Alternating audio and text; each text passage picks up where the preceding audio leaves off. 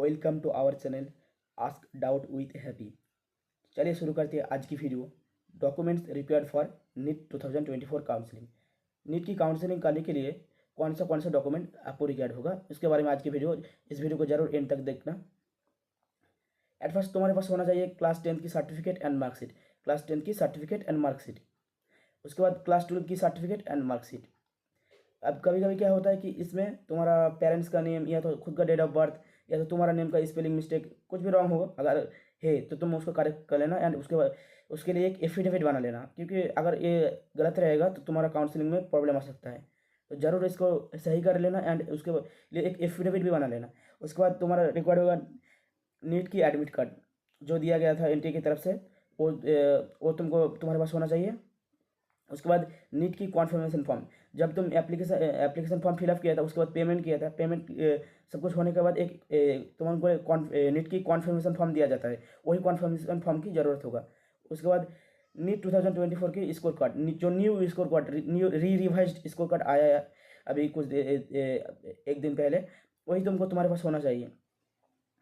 जो रिवाइज्ड आया है वो नया नया वाला करेक्शन होने के बाद जो एक क्वेश्चन फिजिक्स की करेक्शन हुआ है, उसके बाद जो रिजल्ट आया है वही तुम्हारे पास होना चाहिए। उसके बाद कैटेगरी सर्टिफिकेट इफ एप्लीकेबल।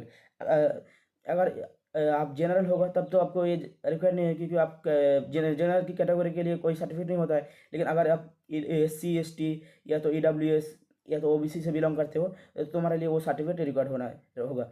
उसके बाद 8 पासपोर्ट साइज फोटोग्राफ्स। अब 8 पासपोर्ट साइज फोटोग्राफ्स कौन सा लेना है, जो तुम एप्लीकेशन फॉर्म के टाइम जो फोटोग्राफ तुम डाला था ऑनलाइन करने के लिए एप्लीकेशन फॉर्म की, उस टाइम जो फोटोग्राफ डाला था वही सेम फोटो तुमको डालना है। अगर तुम दूसरा डालते हो तो क्या होता है, काउंसलिंग के टाइम प्रॉब्लम हो सकता है, कभी कभी ऐसे दिक्कत होता है। तो वही सेम फोटो तुमको डालना है जो तुम एप्लीकेशन फॉर्म पे डाला था।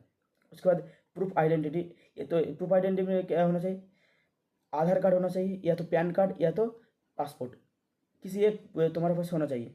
तो ये तो हमारे पास होता ही है, कोई बात नहीं। आधार कार्ड या तो पैन कार्ड तो होता ही है। TC और माइग्रेशन सर्टिफिकेट। अब TC और किसको ज़रूरत होगा, माइग्रेशन सर्टिफिकेट किसको ज़रूरत होगा, TC से उसको ज़रूरत होगा जो जस्ट 12 करने के बाद नीट क्वालिफाई किया है इस साल ही। जैसे कि इस साल तुम 2024 में तुम 12 दिया है उस एंड नीट भी दिया है, नीट भी और इसी साल तुम नीट क्वालिफाई कर लिया, तो तुम्हारे लिए TC रिकॉर्ड होगा। ये कौन देगा, तुम्हारा जो जहाँ से तुम 12 बोर्ड की एग्जाम दिया था वही देगा तुमको TC सर्टिफिकेट। एंड जो माइग्रेशन सर्टिफिकेट, ये कौन देगा तुमको, माइग्रेशन सर्टिफिकेट किसके लिए रिकॉर्ड होगा, जो मतलब 12 की बोर्ड की एग्जाम देने के बाद किसी कॉलेज में एडमिशन ले रहा था, उसके बाद ड्रॉप लेके एग्ज़ाम की तैयारी कर रहा था, तो उसको अब नीट की काउंसलिंग करने के लिए उस जहाँ जिस भी कॉलेज से वो किसी भी कोर्स का BMS BHMS नर्सिंग जो भी कर रहा था उस कॉलेज से माइग्रेशन सर्टिफिकेट लेना पड़ेगा। एंड ये हो गया। उसके बाद क्या होगा, गैप सर्टिफिकेट किसको रिक्वायर्ड होता है, जैसे कि अगर कोई बच्चा मतलब 12 की एग्जाम देने के बाद 1 साल की 2 साल 3 साल 4 साल कोई मतलब तैयारी कर रहा था, लेकिन किसी भी कॉलेज में एडमिशन नहीं लिया था, ये तैयारी कर रहा था, इस बीच में किसी भी कॉलेज में एडमिशन नहीं लिया, तो उसको एक मतलब एफिडेविट बनाना पड़ता है डिस्ट्रिक्ट कोर्ट से या कि डिस्ट्रिक्ट कोर्ट की एडवोकेट से कुछ पैसे लेता है, यानी उसके बाद बना देता है उन लोग। तो वो गैप सर्टिफिकेट बनाना है कि तुम इस टाइम में क्या कर रहा था, तुम उसमें तुमको ये प्रूफ देना पड़ता है कि तुम ये जो 2 साल या 3 साल इस टाइम तुम नीट की तैयारी कर रहे थे घर में बैठ के, या तो किसी कोचिंग में ऐसे यार कि कोई यानी तुम किसी कॉलेज में या तो किसी कोर्स में तुम एडमिशन नहीं लिया हो। उसके बाद इक्विवेलेंट सर्टिफिकेट, जो इक्विवेलेंट सर्टिफिकेट किसके लिए ज़रूरत है, तेलंगाना स्टेट के लिए ज़रूरत है, तेलंगाना के लिए ज़रूरत होता है। एंड तेलंगाना, उसके बाद जो हेल्थ सर्टिफिकेट, ये किसी मतलब सम स्टेट के लिए रिकॉर्ड होता है, किसी किसी स्टेट के लिए रिकॉर्ड होता है और किसी किसी स्टेट के लिए रिकॉर्ड नहीं होता। तो ये कब मिलेगा तुमको, ये कहाँ से मिलेगा, MCC के जब तुम्हारा काउंसलिंग की विंडो ओपन होगा तब उधर एक हेल्थ सर्टिफिकेट की प्रोफार्मा देगा, उसको तुम मतलब किसी डॉक्टर से या तो किसी जगह से करना पड़ता है। इसके बारे में मैं एक डिटेल वीडियो बना देंगे बाद में। उसके बाद डोमिसाइल सर्टिफिकेट, अगर आप स्टेट काउंसलिंग करना चाहते हैं, जो 85% सीट रिजर्व रहता है स्टेट के लिए, वो उस काउंसलिंग करना चाहते हैं तो आपको डोमिसाइल सर्टिफिकेट की रिक्वायर्ड होता है कि आप उसी स्टेट से बिलोंग करते पिछले 10 साल से आप उसी स्टेट में रहते हो। तो इसके ये डोमिसाइल सर्टिफिकेट बनाना पड़ता है। ये डोमिसाइल सर्टिफिकेट कैसे बनाएगा इसके बारे में मैं बाद में तुम्हारे लिए एक वीडियो बना देंगे इसके ऊपर कि कैसे तुम डोमिसाइल सर्टिफिकेट बनाएगा।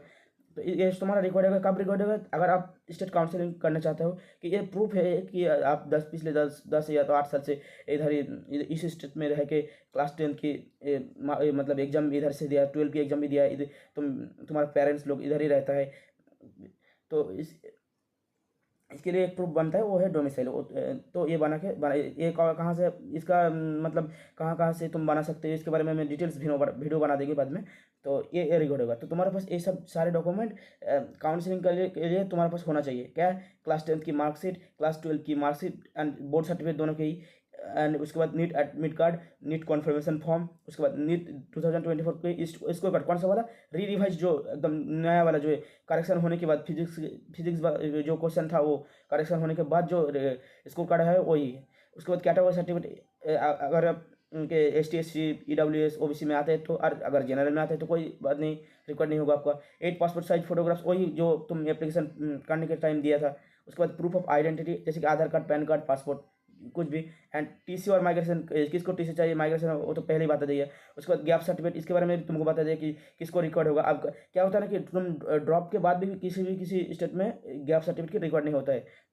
तो इक्विवेलेंट सर्टिफिकेट ये बस तेलंगाना स्टेट के लिए रिकॉर्ड होगा। अगर आप तेलंगाना से बिलोंग करते हैं तो आपको ये इक्विवेलेंट सर्टिफिकेट बनाना पड़ेगा। उसके बाद हेल्थ सर्टिफिकेट, ये तो जब तुम्हारा MCG काउंसलिंग स्टार्ट होगा उस टाइम रिकॉर्ड होगा। उसके बाद डोमिसाइल सर्टिफिकेट, अगर आप स्टेट काउंसलिंग करना चाहते हो तो डोमिसाइल सर्टिफिकेट की रिकॉर्ड होगा। Thank you for watching our video.